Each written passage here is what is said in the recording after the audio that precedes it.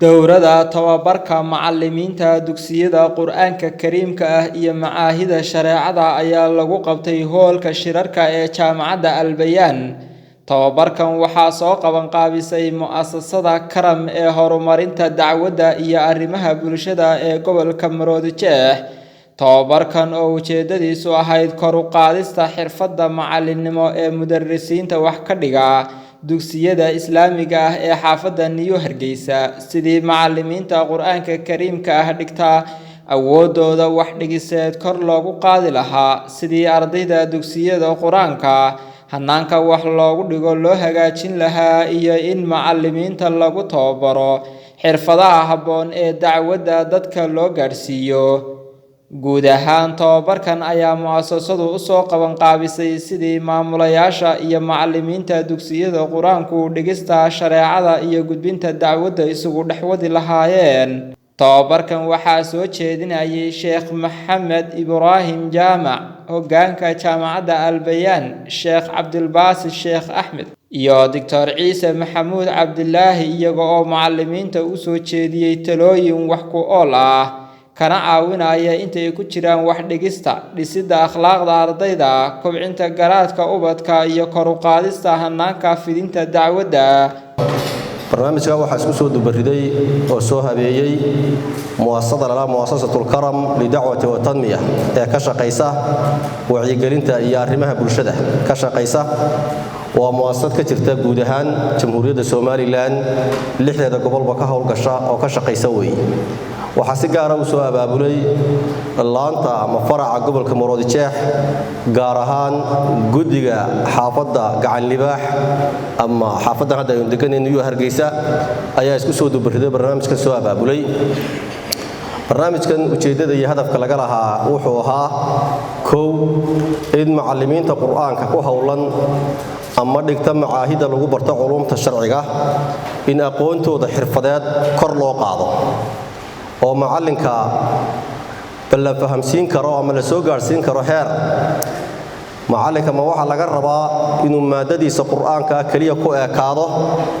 oo maadada Qur'aanka markuu bixiyo maamulka madrasada waxa isugu yimaadaan mushahar uu noqdo, mise mas'uuliyad inta ka ballaaran ayaa ummadda ka saaran oo dacwad leh oo horumarin kara leh. معلم inaad noqoto waa nicmo Ilaahay ku siiyay subhanahu wa ta'ala oo Ilaahay ku doortay. waa shaqadii ugu mudnayd ee Nabi Muhammad sallallahu alayhi wa sallam, inama bu'ithtu mualliman. muallim baa Ilaahay subhanahu wa ta'ala u soo diray Nabi Muhammad sallallahu alayhi wa sallam. dhinac kasta oo inuu eegno rasuulku qudwo u ahaa, nolosheena dhan inaynu kaga daynayay tahay. laakiin waxaan oran lahaa bal diraasaha lagu sameeyo macallin kasta inuu dib ugu noqdo siiradii nabiga sallallahu alayhi wa sallam iyo xadiis ka sugan ee ka hadlaysa nabiga alayhi salaatu wasalaam sidoo uu tarbiyadeyn jiray, maadaama aynu ognahay macallin wax soo saara nabi maxamed sallallahu alayhi wa sallam dadkii uu soo saaray dabadii inaan horena loo arag dibna loo arki doonin. insha Allah ta'ala inaguna inaynu tashabbahno aynu ku dayano oo diraasayna siiradii rasuulka alayhi salaatu wasalaam. waxa laga yaabaa nadariyaad fara badan oo maanta aynu akhrisano bal kulliyada lagu diraaseeyo oo macallinimada ku saabsan haddii dib loogu noqdo in laga wada helayo siirada nabiga sallallahu alayhi wa sallam. macallinku waa inuu abuuro jacayl isaga iyo u dhaxeeya ardayga. waxaan suurtagal ahayn oo la isku wada raacsan yahay oo suurtagal ahayn inaad tarbiyayso oo shape garayso oo qaabayso oo aad hogaamiso oo aad saameyn ku yeelato ninku nacab. nina ixtiraam iyo jacayl midna ku haynin saameyn ku mari dad ka duwanaanay way jiraan. arday oo dhan ma bedeli kartid oo rasuulka dadkii loo soo diray dameena wada islaamin. laakiin ardaydaada kugu dhadhow ama ardaydaada waxa weeyaan waxa bedeli kartaa adiga sida aad doonayso inay noqdaan haddaad hadda adigu tahay. culimadu waxay yiraahdaan ogtiin dadka wax dhigaya ama dhiganaya waa saddex mid ama waa laba mid. nin wuxuu dhigaya aan wax kale ku doonin illa wajh Allah subhanahu wa ta'ala iyo daarul aakhirah. wax kale ninkaas ma doonin. dadku inay amaanaan ma dooniyo, gacanta in laga dhukada ma doonayo in la weyneeyo ma doonayo ijlaalintooda ma doonayo dadka ma arko wuxuu arkaa ilaahay subxaanahu wa tacaala ayuu qalbigiisa ku arkaa أن تعبد الله كأنك تراه فإن لم تكن تراه فإنه يراك إلهي باكوه سبحانه وتعالى وحرجيني إلهي قعنتي سوي حكوشر سبحانه وتعالى ميل صربها هابريا نكاسي ونك الدنيا يويا وحشبه كله هو ملائكة يا رسوشي وإخلاص وتكوبات نك اللبات وأنه وحدقنا يدين تدقنا أما الدين تيساقوا لغايا لكن وحور لغايا واستمالة وجوه الناس dadka wajiyadooda inuu soo leexisto illa amaanu raba gacanta in laga dhukado raba in dadku sheegaan buu raba manzila fi qulub الناس buu raba ninkaasi waa nin ilaahay iloobay dadku maxay yiraahdeen siday dadku yarkan siday qiimeeyaan manziladeedu waa sidee kursiga ma la iga kaca gacanta ma la iga dhukada dadku siday yarkan ninkaasi ciyaadan billahi min dhalik وإن الدينتيسي هلاقي نفتي سنة كو خمارة وهلاقي عياذا بالله من ذلك ضد كان إلهي كدورتي سبحانه وتعالى نكاسي هدي هنا توبت كينين وعاجلته المنية قبل يعني انت هنا توبت كينين هدي منية وتماته وموت كو يماته خطر بكو سقي روحاس عياذا بالله من ذلك وشقاء لك صلت وحوي وحوي عليك تاهي آدم يا وحبرنا آدم وحبرنا لما أنت ما فهمسني نوعيدي سنة قرن بينه هذا يجري له المات مشينا لقوا قياسه قفك يوباهيهيسا ينتو وحبرتين وحبل ما في لها سادراد مال سول لجليه مالها وقفك إنه كفهمه سادراد قفك فهم كيسا وواحد هذا إن قفك اللي فهمه يا واحد هذا سادراد بيا حدا مركب وحبرشة لقى حدا يو معلمين تانو إنه بابك وميه باب مركب مهمة أي تاي إلا برتو محلو يقانو مرحلة مرة علمه مرة أو تطور مرحلة ما دام نولش يسبد شيء تكنولوجيا يسبد شيء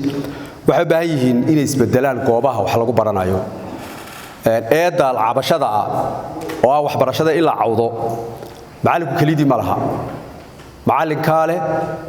أرض كاله والد كاله بلشة كاله دهجان كو ماشوا كفران تهاي باله marka wax lagu eedeyn karo qof kaliya maaha waa wax balaadhay weey barbar waxa suurtagalaba cabashada ugu badan hadda macallimiintu maanta ay ka cabanayaan inay cabashada ugu badan la waalidiin baynu wadanahay inay waalidiintu ay leeyihiin waxa iyana dhankooda ka hadlay mas'uuliyiin ka socday mu'assasada Karam gudoomiyaha guud ee mu'assasada iyo mas'uuliyiinta mu'assasada ee gobolka Maroodijeex waxaana hadalladoodii ka mid ahaa معلمكم مشقة تكبا مسوى قف داعية أو محتصبة أو إلهي أجر كدونية وحاسين يدون بكلا صاريس أنت مصاريف تاين القاعدة تشرع وكوا قولي هاي لكن إن هذا حبد الشو ديار موتاي أرضية سو صاريسين وهدو دعوة دي أدحل سياسة دعوة ده ما أديار تاهي أيها المعلم تاسحنا يلقوا أمني وحقاليا waxaan ilo keenay ilmo caruur xaashi cada oo maanta wixii aad ku qorto uun ay ku qormayso wixii aad tustaana ee dhaqanina uu ku qormaayo iska dhaaf nin qof da roone maalin dhaweyd ilmo yaroo 3 jir ah 3 sano u dhamaaday ayaa wuxuu ii sheegay ashkato hebel waxaas uu igu yiri 3 jirka ayaa garanaya kelmadda aan qabanin wallahi 3 jir buu ahaa hebel waxaas uu igu yiri buu lahaa waa 3 jir weey wuxuu garanayaa kelmadda aan qabanin wuxuu garanayaa hab dhaqanka aan qabanin hadaba ayuu hal muallim sidee baad ugu diyaar garoobaysaa in dadkaasi xaashida iyo qalbiga saafiga wax fiican ugu qorto oo kaga sheekeeyo markuu gurigooda tago oo aanu uga sheekaynin dabeecad adag oo kala kulmay adiga way dilay way ganaxiyay dhaga qabsoo yiri way ciqaabay si xun buu eegay aan waxa uga sheekayn balse uu uga sheekeeyo maanta macallinkayga waxa wanaagsan baan kala soo kulmay akhtaa badan iyo manhaj badan baa jira dadkii dacwadda iyo diinteena soo gaarsiiyeen badan oo kamid yihiin way hoydano aakhire u guureen qaarba sabab ay ku baxeenba maalinba qof baa runtii soo buuxiya maalin baa awr baa dhaamay bay Soomaalidu tiraahdaa inaynu nidhaahno markaasi maanta aniga u jooga qofka qawiga ah ee qiimaha badani boqol qof ama kun qof oo ducafo ah buu dhaamaa sida Ilaahay subhanahu wa ta'ala quraanka uu ku sheegay in dad kooban oo iimaan laho muuminiin iyo dad badan oo gaala dagaalka markay noqoto ay u dhigmaan dacwadda iyo meelaha noocaasina waa dagaal kale waa furin kale oo jihaad ah oo shaydaan iyo ehelkii runtii lagu dagaalamayo iyo markaa nashrintii wanaagsanayd waxaan ku gabagabeynayaa runtii dacwaddaas uu Sheekh Maxamed ku celceliyay kulligan baa ku foogan ama karam ha noqoto ama tukala ha noqoto inooma calaamadsana in aynu maaragtay mid gaara leenahay kulli taa ha la wada qaato macna systemka iyo wasiilada ha la wada raaco laakiin muhiimadda inoogu muhiimsan waxa weeyaan qofku inaanu ka qatanaanin manhajiyadiisa dacwadeed qofku uu noqdo ugu dambeyntii waxaan wax ka weydiinay qaar ka mid ah macallimiinta tababarkan qaadanaya sida ay uga faa'iideen maanta maalin kasta aqoon ku kordhayso marka maanta waxaan u maleynayaa inay macallimiinta iyo aniga khaasatan marka la eego inay khibrad macallinimo qaabka ardayda loo tababaro qaabka ardayda garanaysaa loo dhisa aqoontooda iyo tarbiyadoodaba aan ka faa'iiday waxaa kale u mahad celinaya maamulka xagga media oo iyaguna u helanaa inay duubaan ama garanaysaa soo tabiyaan